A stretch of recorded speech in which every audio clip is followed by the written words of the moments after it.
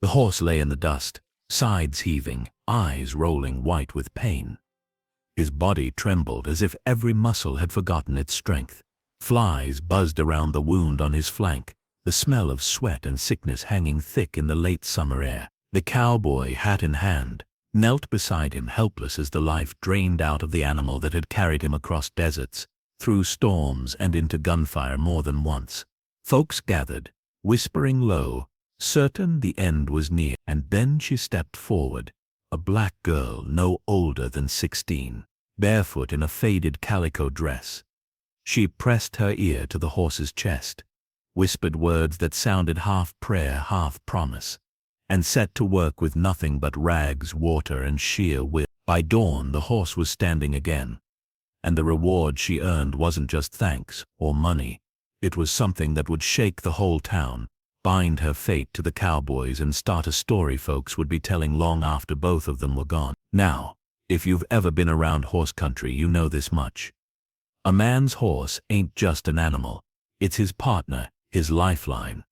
Lose your horse and you might as well be dead yourself. And in the Texas panhandle of the 1870s, where the land stretched wider than the ocean and meaner than a rattler, no cowboy was more tied to his mount than Jeb Maddox. Jeb Maddox had the kind of face the land itself seemed to carve, long, weathered, with eyes like dry riverbeds, deep, hard, and unwilling to give more than they took. He'd been riding cattle trails since he was 14, and by the time this story found him, he was one of the most respected trail bosses west of the Pecos.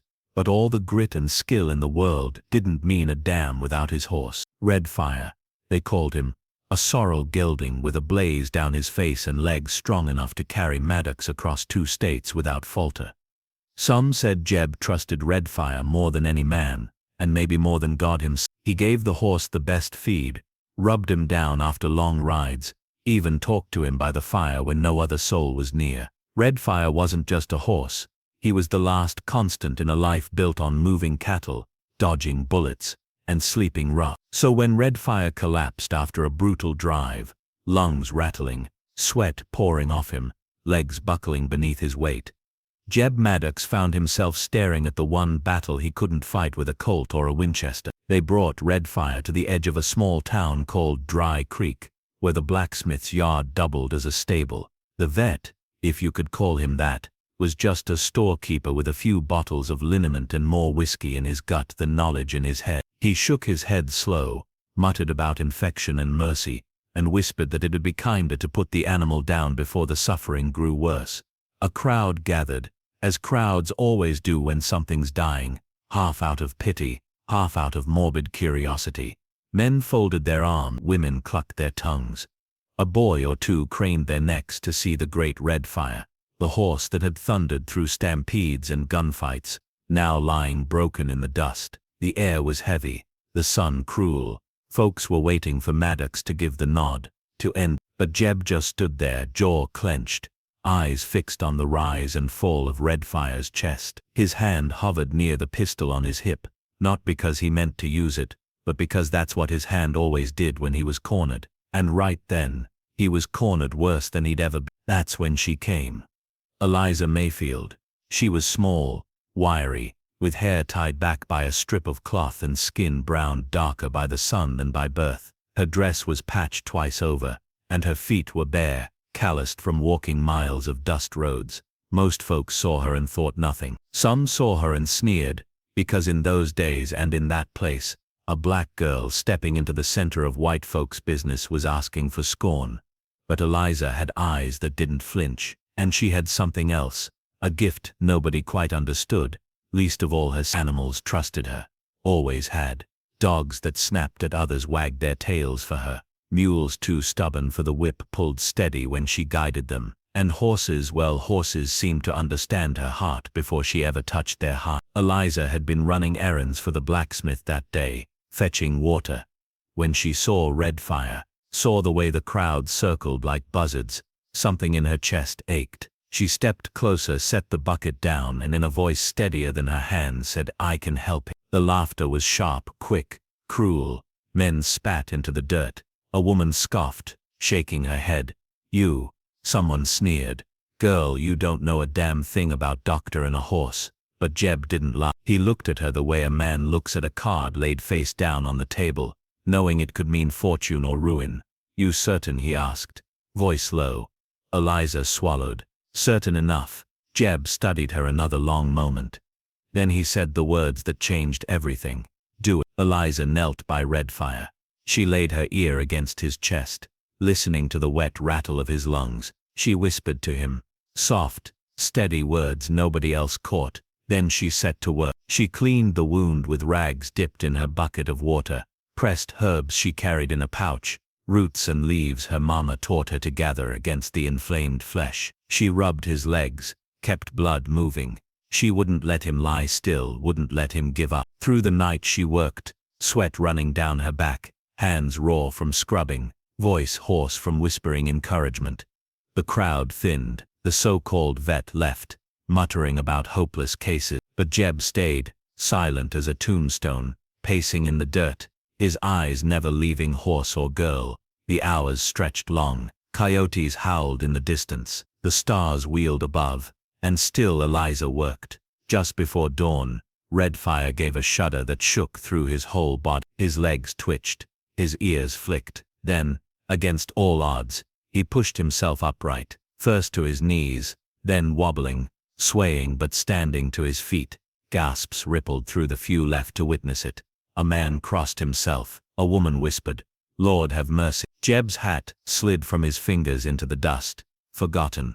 Redfire stood, breathing hard, yes, weak, yes, but alive, and looking right at Eliza, as if he knew whose hands had pulled him back from the edge.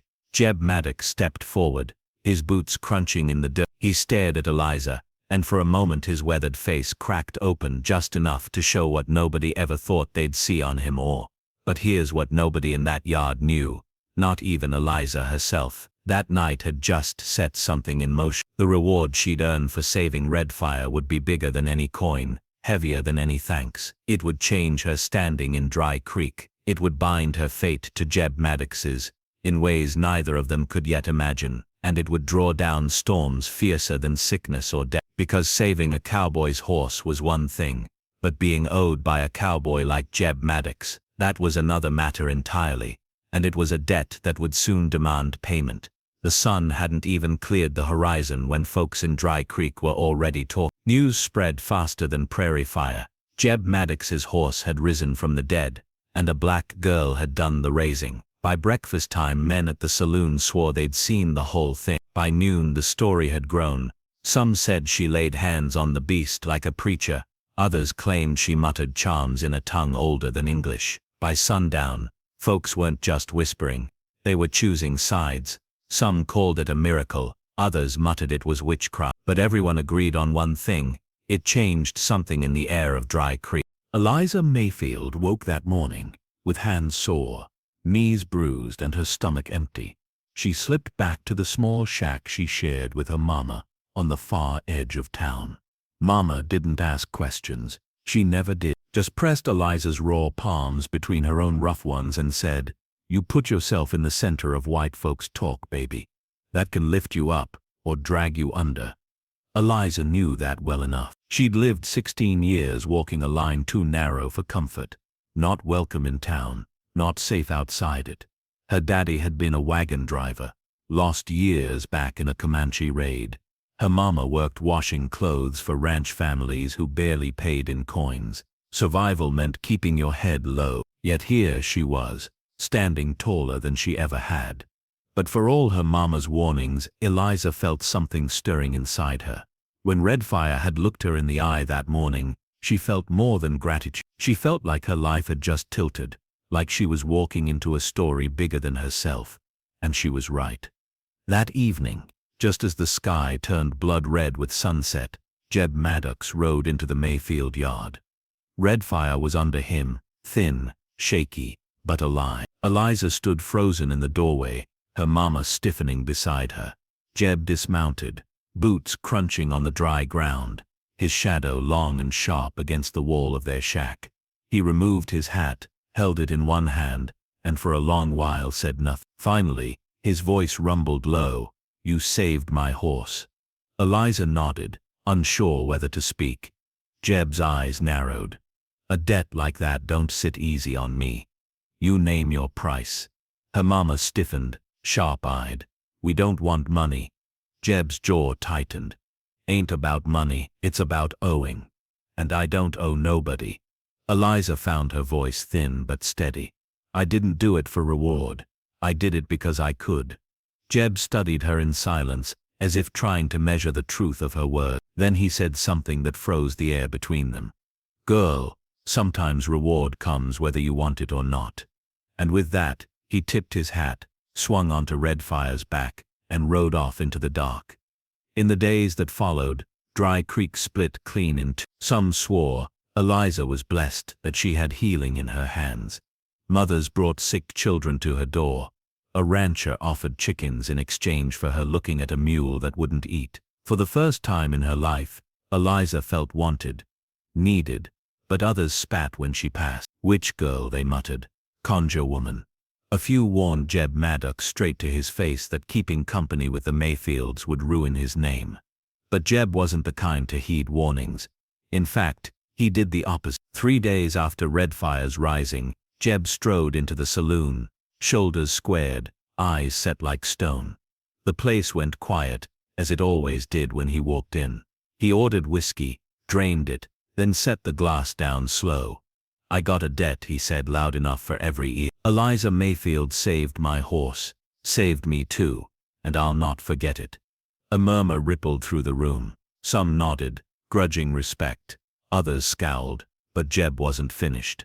From this day forward, he went on, any man lays hand on her or hers answers to me. The silence after that was heavy, the kind that fills a room when men weigh how far they're willing to push. One or two laughed nervously. Most didn't, because Jeb Maddox wasn't a man you tested twice. Eliza heard about it the next morning when a neighbor boy came running, wide-eyed. She didn't know whether to be grateful or afraid. Gratitude meant safety. Fear meant she'd just been tied to Maddox in a way she hadn't chosen. Not a week later, Jeb returned to her door. This time he didn't come to talk of. He came with a saddlebag slung over his shoulder, and his voice held something rougher than gratitude. I'm leaving for Amarillo come dawn, he said. Drive's gone bad, cattle's thin, men restless, trouble's brewing. Eliza frowned, unsure why he was telling her this. Then he said the words that changed everything. You're coming with me. Her mama nearly dropped the basin she was holding. What nonsense is this? She's just a girl. But Jeb shook his head. She's the reason Redfire's still breathing. If trouble hits, I need her close. Ain't about choice. It's about what's already started. Eliza's heart hammered. She'd never been farther than the next town. The thought of riding out into the wild alongside Maddox, into cattle drives, saloons and danger, was terrifying. But part of her, the part that remembered Redfire's eyes that dawn, felt pulled like a current in a river. Her mama grabbed her hand. You don't owe him nothing. But Jeb cut in sharp. It ain't her owing me, it's me owing her. And debt don't vanish till it's paid in full. That night Eliza lay awake listening to the wind rattle the boards of their shack. Her mama prayed soft in the corner, words too low to catch. Outside, coyotes yipped under the moon. Eliza thought of the townsfolk's faces, the awe, the suspicion, the envy. She thought of Jeb's hard promise, the way his words had bound her fate to his in front of every man in the saloon, and she wondered what kind of reward could be so heavy, so dangerous, that it dragged her out of the life she'd always known, and into one she couldn't yet picture. Because by the time the sun rose over Dry Creek, Eliza Mayfield wasn't just the girl who saved a horse anymore. She was about to ride into a world where her gift would be tested against bullets, betrayal and blood, and the price of saving one life might mean risking her own. At first light, the trail came alive with noise, cattle bawling, men cursing, hooves thundering like distant drums. Dust rose thick as fog, coating everything in a bitter taste. And there, riding awkwardly on a small gray mare borrowed from a neighbor, was Eliza Mayfield. The sight was enough to draw every eye. Cowboys spat tobacco into the dirt, muttering under their breath. A girl, a black girl no less, riding out on a drive. It was unheard of, but she was there, hat pulled low, skirts tied up for riding, clinging to reins she barely knew how to hold. And the only reason she hadn't been thrown out on the spot was because Jeb Maddox himself rode at her side, red fire under him, alive and strong, like death had never brushed past. The crew was a rough bunch, hardened by miles and whiskey. There was Cole Harker, with scars across his jaw from a knife fight in Abilene. There was Tom Pike, young and eager, eyes too wide for the trouble he'd already seen. And then there was Briggs, a big man with shoulders like barrels and a sneer carved permanent on his lip. Briggs spat when he saw Eliza.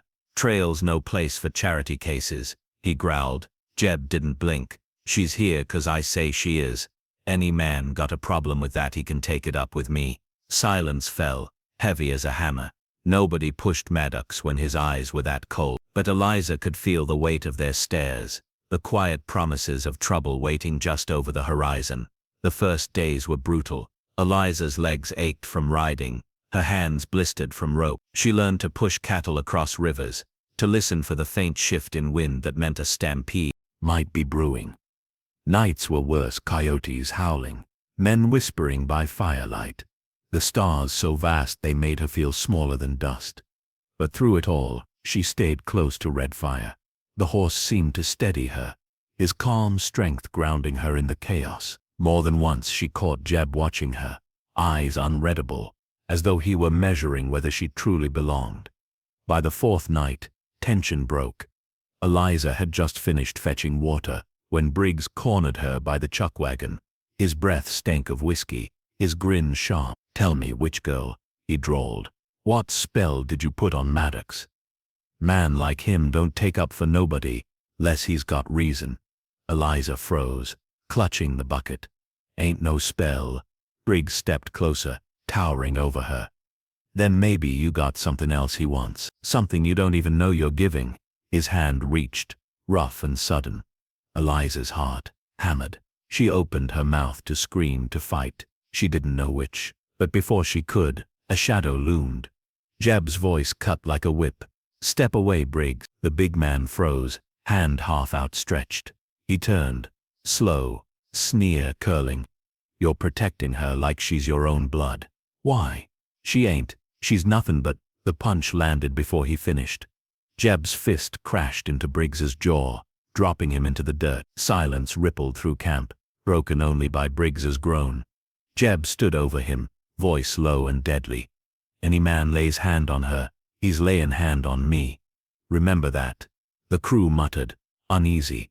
Briggs spat blood, glared up at Eliza with a promise burning in his eyes. A promise that trouble wasn't finished. 2 days later, trouble came.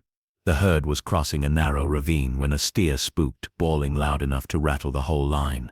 Cattle surged, hooves pounding, dust rising thick. A stampede. "Hold 'em," Jeb roared, spurring Redfire forward. Cowboys shouted, cracking whips, riding hard to turn the lead. Eliza froze, terror gripping her chest. She clung to the mare's reins as the ground trembled beneath her. The herd was wild, a living wave of muscle and horns that could crush a body like kindling. Then she saw it, a calf, trapped against a fallen log, bawling in panic, as the herd thundered closer. Without thinking, Eliza kicked her mare forward.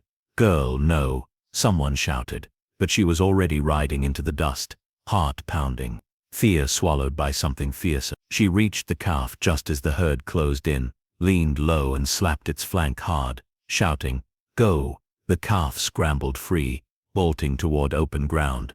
The mare stumbled under the press of dust and hooves, nearly toppling. Eliza held tight, teeth clenched, eyes burning. And then, Redfire was there. Jeb rode in, swinging his rope, cutting a path through the chaos. He pulled her alongside him, shouting above the roar, "Hold steady, girl. Don't fight the fear. Ride." Together, they drove the calf clear, turned the surge of cattle and brought the stampede down to a trembling halt. When the dust settled, Eliza sat shaking, breath ragged, eyes wide.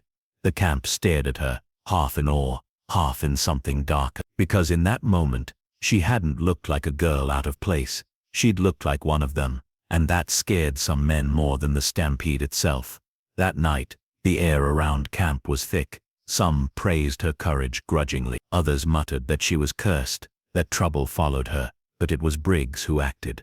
While the others slept, He slipped away, knife in hand, eyes burning with hate. He didn't go for Eliza. Not directly. He went for Redfire. Eliza woke to the sound of a horse scream. She bolted upright, heart seizing, and saw shadows moving at the edge of camp. She ran barefoot across the dirt, chest heaving, and there, in the pale moonlight, she saw Briggs, blade flashing, lunging for Redfire's flank. She screamed, voice tearing through the night. Cowboys stirred, guns half raised. Jeb came out of his bedroll like a bullet, pistol in hand, eyes blazing. The world froze in that heartbeat. Briggs, knife raised, Redfire thrashing, Eliza, caught between terror and fury. And in that frozen second, Eliza knew the truth. Saving Redfire once had only painted a target bigger on both their backs, and this time, not even her hands might be enough to keep him alive, because before the night was over, blood would be spilled. The only question was who. The scream of a horse cuts deeper than any man's cry. It ripped through the night, sharp and desperate, and every soul in camp knew Redfire was in danger. Briggs's knife flashed in the moonlight, his body lunging for the gelding side. Redfire reared, eyes rolling, hooves striking sparks against stone. Eliza's scream tore the silence apart. Stop! But it was too late to stop, too late for words. A single shot cracked the night. Loud, final. Briggs froze mid-lunge, his knife slipping from his grip. He staggered, hand pressed to his chest, eyes wide in disbelief. Then he toppled into the dust, dead before he hit the ground. Smoke curled from Jeb Maddox's pistol. His face was stone, his stance unshaken. Around him, the crew stirred from their bedrolls, eyes wide, hands hovering near their own guns. No one spoke at first, just the sound of Redfire's ragged breathing, Eliza's sobs, and the wind cutting across the plains. Finally, Cole Harker broke the silence. "You killed your own man." Maddox holstered his pistol, voice steady. "No, he killed himself when he raised steel against my horse." The camp muttered, unease rippling like water disturbed by a stone. Some nodded, grudging respect. Others glared. Eliza stood frozen, breath hitching, eyes locked on Briggs's lifeless form. The weight of it pressed down on her chest. She hadn't meant for this. She hadn't wanted blood, but somehow, her presence had brought it, and deep down she feared it wouldn't be the last. By morning, the camp was split in two. Half the men muttered that Maddox was right. A man who turned on his boss's horse deserved no mercy. The other half said no trail boss had the right to shoot his own hand in cold blood. Briggs's body was buried shallow in the rocky soil, marked by nothing but a pile of stones. Some men spat on it, others bowed their heads, but all of them felt the fracture cut through camp. Around the fire that night, voices were low and sharp. Cole Harker, loyal but cautious, leaned toward Maddox. "You got enemies now, Jeb. Men don't forget a killing, even if it's just." Maddox's eyes flicked to Eliza, sitting quiet, arms wrapped around herself. His voice was gravel. "Then let 'em not forget who stands with me." Eliza's heart clenched. She hadn't chosen this war, but somehow, she was now its center. Trouble didn't wait long. 2 nights later, while the herd grazed near a creek, Eliza overheard whispers. Tom Pike, the youngest hand, barely more than a boy, sat hunched with 2 others, his voice sharp with fear. "She's cursed," Tom hissed. "Ever since Maddox brought her, it's been death and Briggs gone." Men at each other's throats. "She ain't natural," one of the men muttered. "Then why don't we do something about it?" Eliza froze behind the chuck wagon, breath caught in her chest. She slipped away, hands shaking, but the words clung like burrs. She wasn't just an outsider anymore. She was a target. That night, she lay awake, every rustle in the grass, sounding like a knife drawn in the dark. The next morning, Jeb pulled her aside.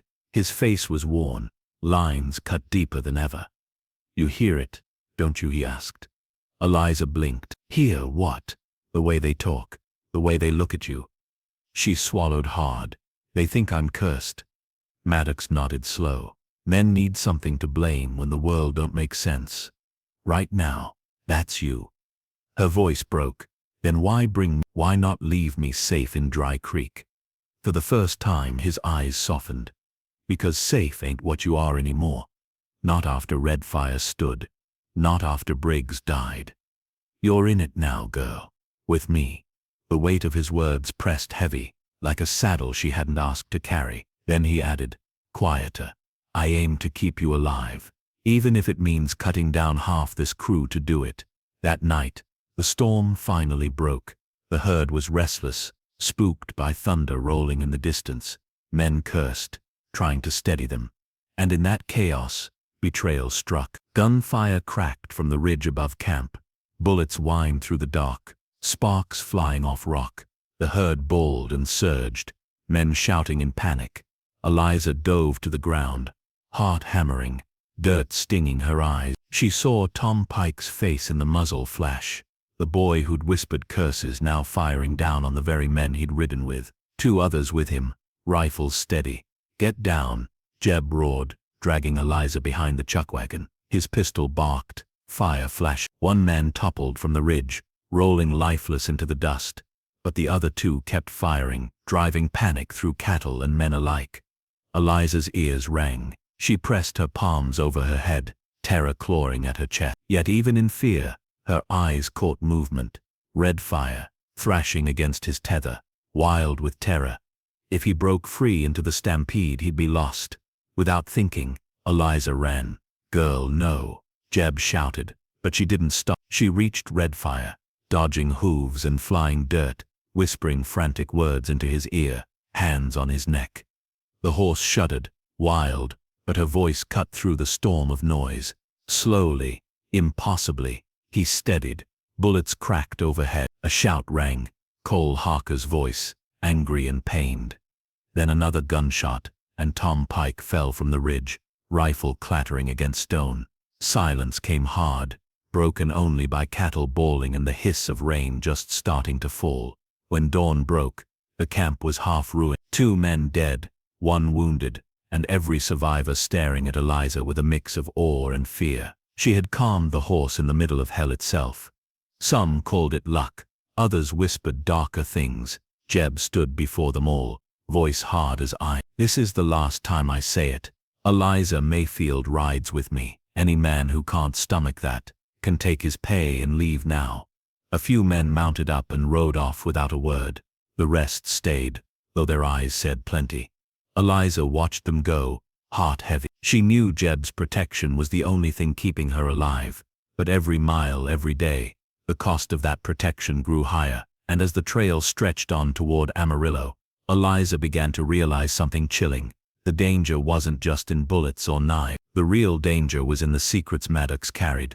Secrets tied to that horse, to her, and to a reward far greater and far deadlier than she ever imagined. The trail stretched on, a ribbon of dust and sweat pulling them north toward Amarillo. Days blurred into one another, the bawl of cattle, the crack of whips, the restless shuffle of hooves, but under it all, tension coiled tighter with every mile. Men eyed Eliza like she carried a curse in her pocket. Others muttered when Jeb Maddox's back was turned. And through it all, Redfire kept steady. Too steady. Eliza noticed it first. The horse's strength seemed unnatural.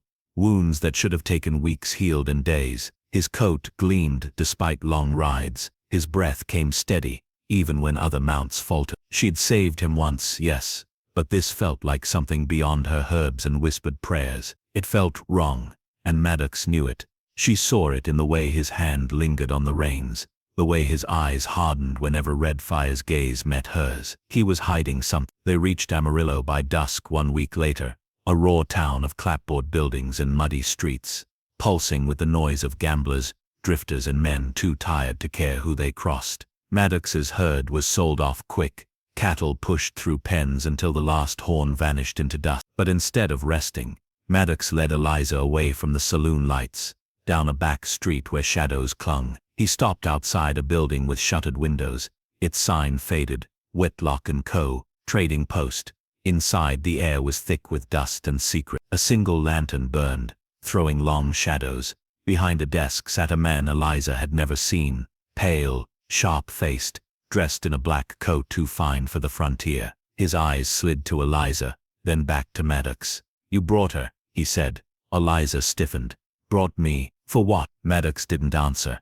The man in black smiled thin, The girl with the gift. Word travels fast, Mr. Maddox. Faster than cattle, faster than bullets. You've been guarding something valuable. Eliza's stomach turned. Her gift. The whispers. The healing. The connection to beasts. It wasn't just talk anymore. Men like this stranger believed it, wanted it. Maddox's jaw clenched. I ain't here to sell her. The man leaned forward, smile sharpening. Not sell, trade, protection, power. You've been running from debts, Maddox. Gold lost in Abilene. Blood spilled in Dodge. You owe men who don't forgive. Bring the girl to me, and those debts vanish.